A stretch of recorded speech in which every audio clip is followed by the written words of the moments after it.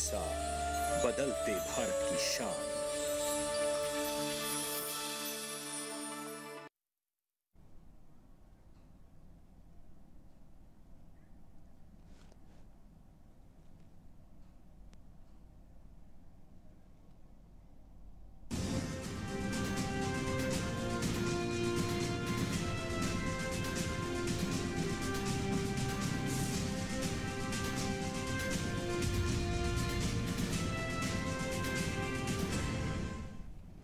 नमस्कार, किसान समाचार में आप सभी का स्वागत है। आप सबको होली की बहुत बहुत शुभकामनाएं। सबसे पहले शुरुआत करते हैं मुख्य समाचार से। कृषि क्षेत्र में किसानों को आर्थिक रूप से सशक्त और मजबूत बनाने के लिए देश भर से आए 45 एफपीओ किसानों ने तरंग कृषि मेले में लिया भाग। 3 दिन तक चले इस मेगा तरंग मेले में किसानों को अपने कृषि उत्पादों की बिक्री के साथ डिजिटल कनेक्टिविटी का मिला शानदार अवसर।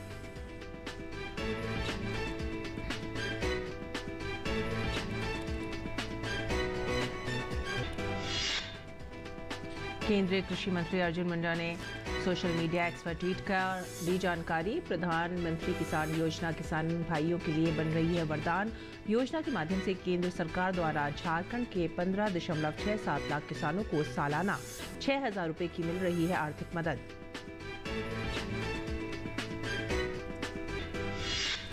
फूलों की खेती करके कैसे किसान भाई न केवल बेहतर मुनाफा कमा सकते हैं बल्कि अपनी कला से लोगों का मन भी मोह सकते हैं। ऐसा ही कुछ नज़ारा देखने को मिला श्रीनगर की वादियों में। एशिया के सबसे बड़े ट्यूलिप गार्डन में फूलों की खूबसूरती का लुत्फ उठाने के लिए देश विदेश से पर्यटक यहां आ रहे हैं। मुख्य समाचार के बाद खबरें अब विस्तार से। कृषि क्षेत्र में किसानों को आर्थिक रूप से सशक्त और मजबूत बनाने के लिए राष्ट्रीय कृषि और ग्रामीण विकास बैंक, लघु कृषक कृषि व्यवसाय संघ और open network for digital commerce के साथ किसान उत्पादक संगठनों ने नई दिल्ली स्थित पूसा कृषि हाट में स्टॉल लगाए। 3 दिन तक चले इस मेगा तरंग मेले में किसानों को अपने कृषि उत्पादों की बिक्री के साथ डिजिटल कनेक्टिविटी का भी शानदार मौका मिला। और देखते हैं ओपी यादव की ये खास रिपोर्ट। राजधानी नई दिल्ली स्थित पूसा कृषि हाट में चल रहे तरंग कृषि मेले का शानदार तरीके से समापन हो गया। राष्ट्रीय कृषि और ग्रामीण विकास बैंक, लघु कृषक कृषि व्यवसाय संघ और open network for digital commerce के साथ मिलकर देश भर के किसान उत्पादक संगठनों, कृषितर उत्पादक संगठनों ने नई दिल्ली स्थित पूसा कृषि हाट में स्टॉल लगाए, जो काफी किसानों के लिए अपने उत्पादों की बिक्री के लिए काफी फायदेमंद रहे। तरंग मेले के समापन में भाग लेने आए नाबार्ड के उप महाप्रबंधक विजय कुमार पावा ने कहा कि इस तरह के 20-25 मेले अलग अलग राज्यों में लगा चुके हैं। 50 के करीब कुल मेले लगाने का लक्ष्य है। नाबार्ड का हमेशा ये प्रयास रहा है कि सभी को साथ लेकर चलना। हम सभी किसानों को जो जितने एफपीओ बने हैं अभी, नाबार्ड इससे पहले भी 20-25 जगह लगा चुका है। टोटल हमारा जो टारगेट था वो 50 जगह लगाने का ये मेले था, जिसमें से 25-26 जगह हम लगा चुके हैं।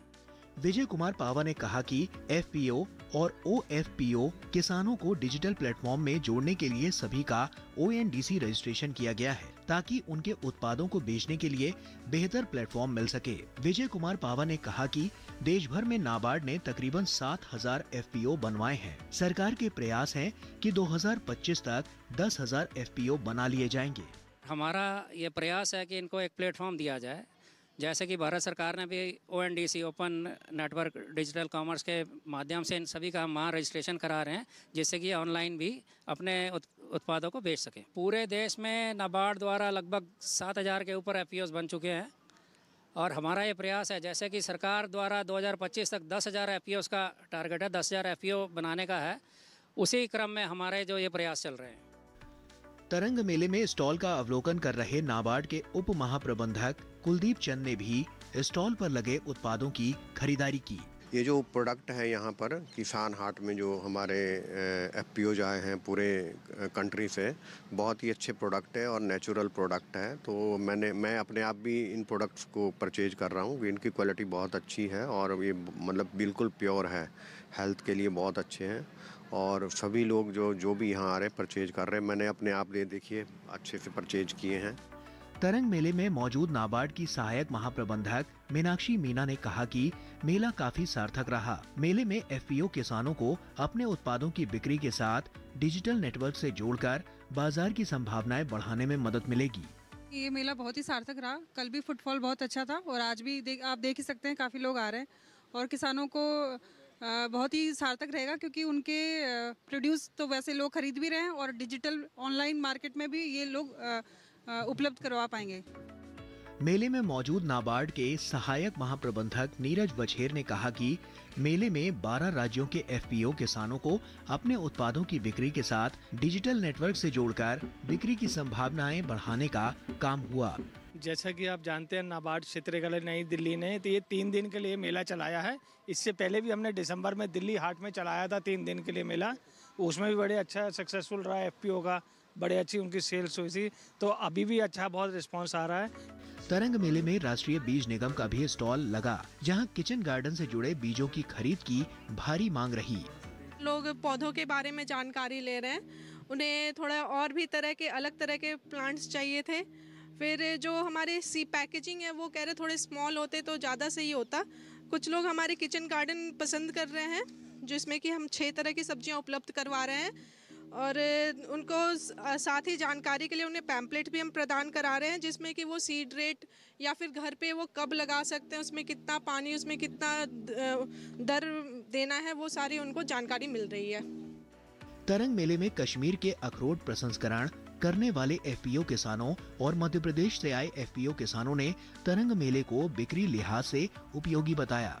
वहीं अन्य प्रगतिशील किसानों व स्टार्टअप शुरू करने वाले युवाओं ने भी मेले का अवलोकन किया। किचन गार्डनिंग से रिलेटेड यहाँ पे किटें हैं जिनको लेकर के हम लोग अपने घर पर ही अपनी किचन गार्डनिंग कर सकते हैं। और मैं तो ये कहूँगा, क्योंकि मैं जैविक खाद पे काम कर रहा हूँ, तो जैविक किचन गार्डनिंग हो सकता है जो अपने छत पर कर सकते हैं, अपने टेरेस गार्डन और क्या नाम घर पर अपने लॉन में भी कर सकते हैं। ये ग्रीन्स वगैरह, माइक्रो ग्रीन्स वगैरह ये यहाँ पे हमने देखा। और किचन गार्डनिंग का जो सीड की किट है ये हमने यहाँ पर देखी है। हमारा जो एफपीओ है ये वॉलनट प्रोसेसिंग पे काम करता है, तो हम यहाँ पे नाबार्ड की सेंटर सेक्टर स्कीम के तहत आए थे ताकि हम अपनी जो प्रोडक्ट है उनको एक्सप्लोर कराए और हमारे पास बाहर से जो है ऑल ओवर इंडिया से कस्टमर आए और हमारी चीज़ों को एक्सप्लोर करें। हमारे ज़्यादातर महंगे प्रोडक्ट होते हैं जिसमें हमारा सैफरन, सलाजीत, हनी हुआ और जो अनारदाना, बहुत सारे प्रोडक्ट है जिन पे जीआई टैग है। स्टॉल मिला है, हमारा जो प्रोडक्ट है तो उसके लिए पोशाक हो रहा है। विंध्याचल का प्रोड्यूसर कंपनी एफपीओ से हैं। अभी हम मिलेट में काम कर रहे हैं और कच्ची घानी सरसों का तेल है और सर मसाला है और धनिया पाउडर है और इसी में हमारा एफपीओ में 10,56 मेंबर हैं। उसी में हम किसानों को प्रमोट कर रहे हैं मिलेट की तरफ। जब से सरकार ने मिलेट को प्रोत्साहित करना शुरू किया तो हम लोग भी किसानों को जागरूक करना शुरू किया और मिलेट में काम अच्छा करें। नाबार्ड, एसएफएसी और ओएनडीसी द्वारा संयुक्त रूप से आयोजित तरंग प्रदर्शनी सह मेला 18 मार्च तक चला। तरंग मेले में किसानों और अंतिम उपभोक्ताओं को एक साथ लाने की परिकल्पना की गई थी, जिसमें बिहार, यूपी, उत्तराखंड, जम्मू कश्मीर, पंजाब, हरियाणा, राजस्थान, झारखंड, मध्य प्रदेश और हिमाचल प्रदेश से आए 45 एफपीओ, ओएफपीओ ने भाग लिया। मेले में बाजरा उत्पाद, हर्बल गुलाल, हल्दी, सरसों का तेल, आवश्यक तेल, केसर, बादाम, अखरोट, बेडशीट, कुर्ता, प्रामाणिक शहद और मसालों जैसे विभिन्न प्रकार के उत्पादों की जमकर बिक्री होने के साथ किसानों को खरीद के ऑर्डर व डिजिटल कनेक्टिविटी का अवसर मिला। राजधानी नई दिल्ली में आयोजित 3 दिवसीय तरंग मेले का शानदार समापन हो गया। इस मेले में देश भर से आए 45 एफपीओ फार्मर्स ने केवल अपने स्टॉल लगाए बल्कि अपने अपने उत्पादों की बिक्री के लिए बेहतर बाजार की संभावनाएं भी तलाशी। निश्चित तौर पर इस तरह के कार्यक्रमों के आयोजन से एक और जहां देश भर के किसानों को एक बेहतर प्लेटफॉर्म मिलता है, वहीं दूसरी ओर प्रधानमंत्री नरेंद्र मोदी के एक भारत श्रेष्ठ भारत की संकल्पना को किसान उत्पादक संगठनों के जरिए साकार करने का उत्कृष्ट कार्य भी होता है। मेरे सहयोगी कैमरामैन सुमित धुमियान के साथ मैं OP Yadav, DD news, Delhi. और आइए आगे बढ़ेंगे अगली खबर की तरफ। केंद्रीय कृषि मंत्री अर्जुन मुंडा ने सोशल मीडिया एक्स पर ट्वीट कर जानकारी दी है कि प्रधानमंत्री किसान योजना किसानों भाइयों के लिए वरदान बन रही है। योजना के माध्यम से केंद्र सरकार द्वारा झारखंड के 15.67 लाख किसानों को सालाना 6,000 रुपए की आर्थिक मदद मिल रही है। फूलों की खेती करके कैसे किसान भाई न केवल बेहतर मुनाफा कमा सकते हैं बल्कि अपनी कला से लोगों का मन भी मोह सकते हैं। ऐसे ही कुछ नज़ारा देखने को मिला जब श्रीनगर की वादियों में बसा एशिया का सबसे बड़ा ट्यूलिप गार्डन आम जनता के लिए खोल दिया गया। रंग बिरंगे ट्यूलिप के फूलों की चमक देखते ही बनती है। देश भर से आए पर्यटक इस मनमोहक दृश्य का आनंद ले रहे हैं। सिराज बाग के नाम से प्रसिद्ध इस गार्डन में 70 से अधिक ट्यूलिप की प्रजातियां मौजूद हैं। और दिल्ली में अर्थ आवर के दौरान 206 मेगावाट बिजली की बचत की गई है। इस दौरान दिल्ली के प्रसिद्ध स्मारकों, इंडिया गेट, अक्षरधाम मंदिर समेत कई जगहों पर शनिवार की रात 8:30 से लेकर 9:30 के बीच लाइटें बंद कर दी गई। इसके अलावा लोगों ने अपने घरों की बत्ती भी इस दौरान बंद रखी। इस तरह दुनिया भर के अरबों लोगों ने दिल्ली वासियों के साथ साथ अर्थ आवर मनाने में शिरकत की। देश में कृषि शिक्षा, शोध और प्रसार के साथ किसानों की आमदनी बढ़ाने के मामले में देश में ख्याति प्राप्त SKN कृषि महाविद्यालय जबनेर की नवीन वेबसाइट का लोकार्पण कार्यक्रम आयोजित किया गया। कार्यक्रम में बतौर मुख्य अतिथि मौजूद SKN कृषि विश्वविद्यालय के कुलपति डॉक्टर बलराज सिंह ने जबनेर महाविद्यालय की वेबसाइट का लोकार्पण किया। गौरतलब है कि वेबसाइट पर उपलब्ध शोध संबंधी जानकारी किसानों के लिए बहुत लाभकारी साबित होगी। कुलपति डॉक्टर बलराज सिंह ने कहा कि इस वेबसाइट के माध्यम से दूर दराज के क्षेत्र से लोग घर बैठकर महाविद्यालय से संबंधित जानकारी प्राप्त कर सकते हैं। साथ ही ये विद्यार्थियों, प्राध्यापकों के लिए भी एक मददगार टूल साबित होगा। SKN कॉलेज के डीन एवं संकाय अध्यक्ष डॉक्टर MR चौधरी ने वेबसाइट लॉन्च के अवसर पर कहा कि इस वेबसाइट से वह महाविद्यालय को बेहतर बनाने में एक कदम और आगे बढ़े हैं। विश्वविद्यालय के कुलपति प्रोफेसर बलराज सिंह ने कार्यक्रम के आयोजन के लिए सांख्यिकी विभाग की विभाग अध्यक्ष डॉक्टर किरण गौर, डेयरी टेक्नोलॉजी कॉलेज के डीन डॉक्टर अतरुद्दीन, ABM कॉलेज के डीन डॉक्टर RP जाट व महाविद्यालय के सभी विभाग अध्यक्ष, प्रोफेसर व डॉक्टर BR बधाला सहित सभी सहायक प्राध्यापकों का धन्यवाद किया। कार्यक्रम में लगभग 60 रेडी छात्रों व 62 प्रोफेसरों ने भाग लिया। कॉलेज ऑफ एग्रीकल्चर जॉबनेर, जिसका बहुत पुराना इतिहास है, बहुत ही पुराने कॉलेजों में इसका नंबर आता है। इसकी स्थापना आज़ादी से पहले 1947 में हुई और अभी तक हमारे पास कृषि विश्वविद्यालय जॉबनेर की SKN एग्रीकल्चर यूनिवर्सिटी जॉबनेर की वेबसाइट जो हमने नई बनाई थी, लेकिन अब हमने SKN कॉलेज ऑफ एग्रीकल्चर की एक अलग से वेबसाइट बनाई है जो बहुत ही अत्याधुनिक और पूरी सारी चीज़ों का उसमें ध्यान रखते हुए उसको बनाया गया है। उसका हमने विमोचन किया और इस प्रकार से ये जो वेबसाइट है, ये सिर्फ ये नहीं कि फैकल्टी के लिए लाभदायक है, ये स्टूडेंट्स के लिए इसमें पूरी इंफॉर्मेशन है और यहाँ तक कि किसानों के लिए भी वेबसाइट बहुत ही जो है ना लाभदायक सिद्ध होगी। वो कोई भी इंफॉर्मेशन इस वेबसाइट से ले सकते हैं, देख सकते हैं। और विश्व जल दिवस पर श्री करण नरेंद्र कृषि विश्वविद्यालय द्वारा जल बचत पर संगोष्ठी का आयोजन किया गया। कुलपति डॉक्टर बलराज सिंह ने स्टाफ व विद्यार्थियों को दिलवाई जल बचत पर शपथ। श्री करण नरेंद्र कृषि विश्वविद्यालय में कुलपति डॉक्टर बलराज सिंह ने जबनेर महाविद्यालय के विश्व जल दिवस के कार्यक्रम में जल के महत्व के विषय पर व्याख्यान देते हुए कहा कि जहां पानी होता है वहीं जीवन होता है। पानी की खपत पर बात करते हुए डॉक्टर बलराज सिंह ने कहा कि दैनिक दिनचर्या जैसे नहाने में 15%, फ्लश में 29%, बर्तन धोने में 15%, 19% कपड़े धोने में 17%, बागवानी में 3%, खाना बनाने में व 2% पीने में पानी की खपत होती है। इस ग्रे जल को पुनः उपयोग में कृषि में इसका उपयोग किया जा सकता है। अपने व्याख्यान के दौरान उन्होंने पानी की उपलब्धता, उसके उपयोग, भविष्य व चुनौतियों के विषय पर प्रकाश डाला। के अवसर पर हमने SKN एग्रीकल्चर यूनिवर्सिटी जॉबनेर के अंतर्गत पूरा स्टाफ और जो हमारे छात्र हैं MSc, PhD, BSc के छात्र, उनको उनके साथ मिलके वर्ल्ड वाटर डे को बहुत ही उल्लासपूर्ण रूप से मनाया और इसमें बच्चों ने भागीदारी की और मैंने व्यक्तिगत रूप से पानी के महत्व को देखते हुए बच्चों को पूरा एक प्रेजेंटेशन दिया कि पिछले 75 साल से पानी का क्या स्टेटस रहा है, पानी की उपलब्धता और क्यों ये जो है वर्ल्ड वाटर डे हम मनाते हैं, कहाँ से इसकी शुरुआत हुई, 1993 में क्यों शुरुआत हुई और 22 मार्च को ही क्यों इसको मनाया जाता है। फिर घरेलू उपयोग में पानी का कैसे सदुपयोग हो, वर्तमान में क्या चीज़ें चिंताजनक है। इसके अतिरिक्त एग्रीकल्चर में पानी का कैसे उसका सदुपयोग हो, उसकी उपयोगिता, वाटर यूज एफिशिएंसी और कैसे बढ़ाई जाए, और दूसरे सेक्टर्स में भी क्या क्या आवश्यक कदम उठाने की ज़रूरत है।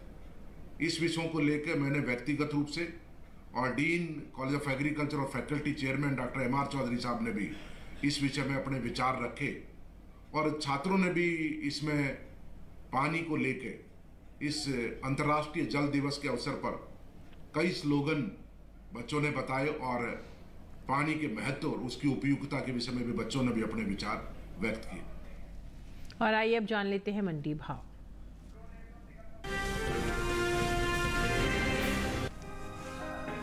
कृषि उपज मंडियों में इन दिनों उड़द की आवक सामान्य बनी हुई है। बता दें कि ज्यादातर उत्तर प्रदेश की मंडियों में उड़द की बिकवाली हुई। भाव की बात करें तो शनिवार को उड़द के सौदे उतार चढ़ाव के साथ हुए, वहीं कुछ मंडियों में भाव स्थिर रहे। एग मार्केट के अनुसार उत्तर प्रदेश की बात करें तो यहां की गाजियाबाद मंडी में 22 मार्च को उड़द का भाव रहा 9,100 रुपए, जो कि 23 मार्च को भी बिना किसी बदलाव के 9,100 रुपए पर टिका रहा। राज्य की हरदोई मंडी में 22 मार्च को उड़द का भाव रहा 8,775 रुपए। 23 मार्च को इसके भाव में 25 रुपए की तेजी आई और भाव 8,800 रुपए हो गया। उत्तर प्रदेश की ही कानपुर मंडी में 22 मार्च को उड़द का भाव रहा 9,060 रुपए, जो कि 23 मार्च को 10 रुपए टूटकर 9,050 रुपए हो गया। केरल की पालक्कड़ मंडी में इस दौरान उड़द के सौदे स्थिर भाव पर हुए। यहां दोनों दिन यानी 22 और 23 मार्च को उड़द का भाव 12,600 रुपए पर बरकरार रहा। राजस्थान की विजयनगर मंडी में 23 मार्च को उड़द का कारोबार 8,300 रुपए प्रति क्विंटल पर हुआ। बता दें कि दलहन के निर्यात में चालू वित्त वर्ष के पहले 9 महीनों के दौरान पिछले वित्त वर्ष की समान अवधि की तुलना में घटा है। एपीडा के मुताबिक साल 2023-24 में अप्रैल से दिसंबर महीने के दौरान कुल दलहन का निर्यात 4,06,000 टन का हुआ है, जबकि साल 2022-23 के दौरान दलहन का कुल निर्यात 5,00,000 टन का हुआ था। यानी इस साल कुल दलहन के निर्यात में 94,000 टन की कमी देखने को मिली है।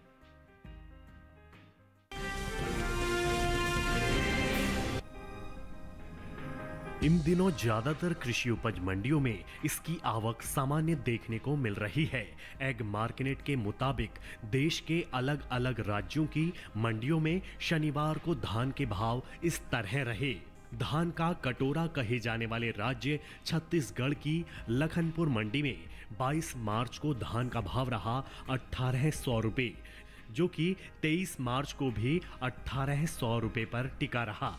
वहीं राज्य की नगरी मंडी में इस दौरान धान के सौदे तेजी के साथ हुए। यहां 22 मार्च को धान का भाव रहा 2,140 रुपए, जो कि 23 मार्च को 10 रुपए बढ़कर 2,150 रुपए हो गया। गुजरात की दाहोद मंडी में इस दौरान धान के सौदे स्थिर भाव पर हुए। यहां दोनों दिन यानी 22 और 23 मार्च को धान का भाव 2,075 रुपए पर टिका रहा। राज्य की देवगढ़ बारिया मंडी में भी स्थिर भाव का सिलसिला जारी रहा। यहां 22 मार्च को धान का भाव रहा 1,655 रुपए, जो कि 23 मार्च को भी 1,655 रुपए पर बरकरार रहा। उत्तर प्रदेश की मंडियों की बात करें तो यहां की फतेहपुर मंडी में 22 मार्च को धान का भाव रहा 2,190 रुपए, जो कि 23 मार्च को 7 रुपए गिरकर 2,183 रुपए हो गया। वहीं राज्य की लखीमपुर मंडी में भी 23 मार्च को धान का भाव 10 रुपए टूटकर 2,160 रुपए से 2,150 रुपए पर पहुंच गया। बात धान की पैदावार की करें तो घरेलू स्तर पर इस साल धान की पैदावार में कुछ कमी देखने को मिल सकती है। कृषि मंत्रालय के दूसरे अग्रिम अनुमान के मुताबिक देश में धान की उपज साल 2023-24 के दौरान 1238.15 लाख टन होने का अनुमान जताया गया है। ये उपज पिछले साल की तुलना में 119.40 लाख टन कम है, जबकि साल 2022-23 के दौरान धान की पैदावार 1357.55 लाख टन रही थी।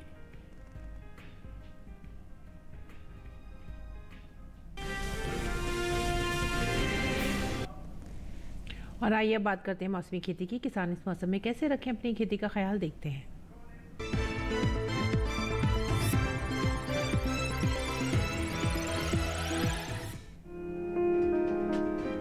गुजरात में गन्ने की खेती के लिए खेत तैयार करें।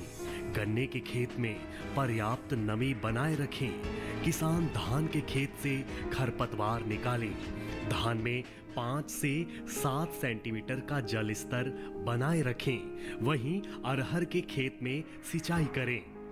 अरहर के खेत से घास फूस निकाल सकते हैं। गुजरात में चने की तैयार फसलों की कटाई कर लें। साथ ही मूंग की बुआई करने का समय सही है। किसान बीन की तुड़ाई कर सकते हैं। यहीं केले के बागों में कीट लगने की संभावना है। ऐसे में केले के बागों में कीटों से बचाव के लिए कृषि विशेषज्ञों की सलाह से कीटनाशक छिड़कें। गुजरात में बाजरे की बुआई कर लें। राजस्थान में जीरे की कटाई कर लें। वहीं चने की कटाई कर सकते हैं। इसके अलावा ज्वार की बुआई करें। किसान बाजरे की भी बुआई करते रहें। यहाँ खीरे की बुआई कर लें। साथ ही प्याज के खेत की देखभाल करते रहें। राजस्थान के किसान तोरई की बुआई करें। यहीं खरबूजा भी बोए। अभी जौ के खेत में सिंचाई कर सकते हैं। इसके साथ ही सरसों की कटाई करें। दूसरी ओर किन्नू के बागों से खरपतवार निकाल सकते हैं। यदि बात करें गन्ने की, तो गन्ने की बुआई करने का समय उपयुक्त है। राजस्थान में लाल मिर्च की बुआई करते रहें। किसान लौकी की बुआई कर लें।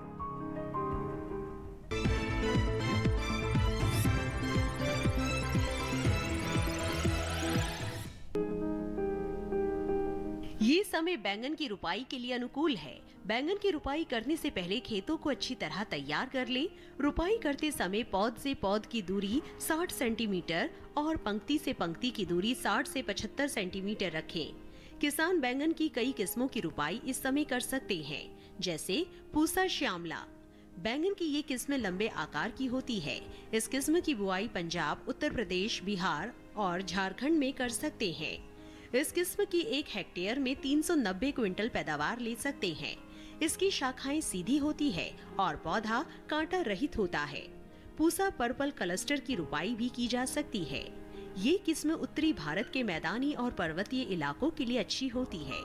1 हेक्टेयर में 200 क्विंटल पैदावार ली जा सकती है। इसकी लंबाई 10 से 12 सेंटीमीटर होती है। इसका रंग गहरा बैंगनी होता है। इसके अलावा पूसा अंकुर की रुपाई की जा सकती है। इस किस्म का आकार गोल होता है। पूसा अंकुर राजस्थान, गुजरात, हरियाणा, दिल्ली, मध्य प्रदेश और महाराष्ट्र में लगाने के लिए काफी अच्छी है। 1 हेक्टेयर में 350 क्विंटल फसल ली जा सकती है। पूसा उत्तम भी लगा सकते हैं। इसका आकार भी गोल होता है। बैंगन की इस किस्म की रुपाई पंजाब, उत्तर प्रदेश, बिहार और दिल्ली में की जा सकती है। रुपाई के तुरंत बाद पहली सिंचाई करें। बैंगन की फसल में तना और फल भेदक कीटों के हमले का खतरा बना रहता है। इससे बचाव के लिए किसान विशेषज्ञों की सलाह पर उचित दवाओं का छिड़काव करें।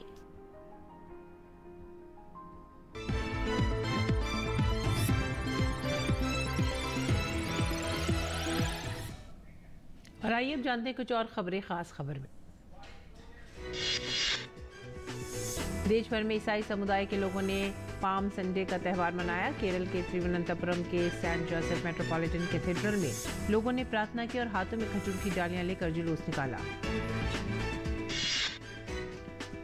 गुजरात के अहमदाबाद स्थित टीआरपी मॉल में देर रात भीषण आग लगी। आग बुझाने के लिए मौके पर दमकल की 10 से ज्यादा गाड़ियां पहुंची। रात भर दमकर्मियों ने कड़ी मशक्कत के बाद आग पर काबू पाया। लोकसभा चुनाव से पहले दिल्ली पुलिस को बड़ी सफलता हाथ लगी है। पुलिस ने दिल्ली कैंट इलाके से 3 लोगों को हिरासत में लिया है। पुलिस ने इनके पास से 3 करोड़ रुपए की नकदी बरामद की है। धार्मिक नगरी काशी स्थित सेंट मैरीज चर्च के परिसर में स्थित बिशप हाउस में रमजान के मौके पर इफ्तार की दावत का आयोजन किया गया, जिसमें हर धर्म के लोग सम्मिलित हुए। इसमें विदेशी मेहमानों के साथ साथ महिलाओं ने भी भाग लिया।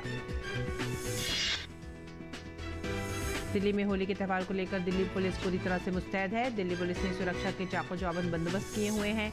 दिल्ली ट्रैफिक पुलिस द्वारा एंटी ड्रंक एंड ड्राइव अभियान भी चलाया जा रहा है।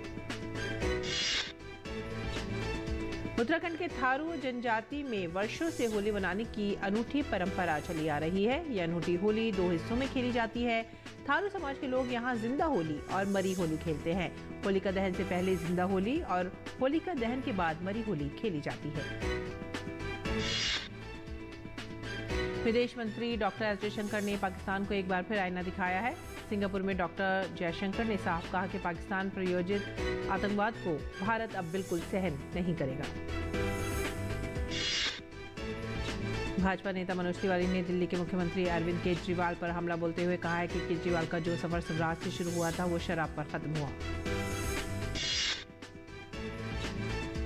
उज्जैन के श्री महाकालेश्वर मंदिर में भगवान महाकाल की भस्म आरती में फूलों की बारिश की गई। भस्म आरती के दौरान मंदिर के पट खुलते ही पंडित पुजारियों ने गर्भगृह में स्थापित सभी भगवान की प्रतिमाओं का पूजन कर भगवान महाकाल का जल अभिषेक किया। श्रीनगर में सुरक्षा बलों को बड़ी सफलता मिली है। शनिवार की रात यहां जैश ए मोहम्मद के एक मॉड्यूल का भांडाफोड़ करते हुए आतंकवादियों को गिरफ्तार किया गया। 4 आतंकी गिरफ्तार किए गए हैं। इसी के साथ ही आप हमारी पूरी टीम को दीजिए आज्ञा। नमस्कार।